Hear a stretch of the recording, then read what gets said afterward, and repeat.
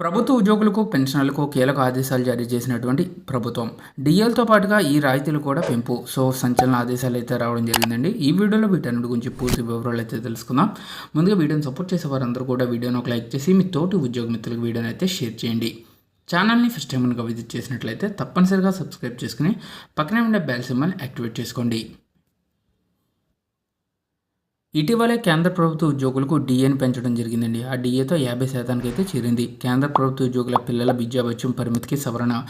కేంద్ర ప్రభుత్వ ఉద్యోగుల పిల్లల విద్యాభత్యం, హాస్టల్ రాయితీల పరిమితులను కేంద్ర ప్రభుత్వం సోమవారం అయితే సవరించింది. కరువు భత్యం పెరిగిన జనవరి 1, 2024 నుంచి పాటు ఈ సవరణ అమల్లోకి అయితే వచ్చింది. ఆ మేరకు వేతన సవరణను అనుసరించి ఉద్యోగులకు 50% డీఏ పెరిగినప్పుడల్లా పిల్లల విద్యాభత్యం, హాస్టల్ రాయితీ అనేది 25% వరకు పెరుగుతుంది.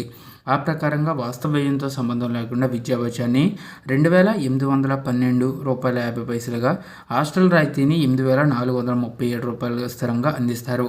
అలాగే దివ్యాంగ పిల్లలను కలిగిన ఉద్యోగులకు విద్యాభత్యంగా రూ.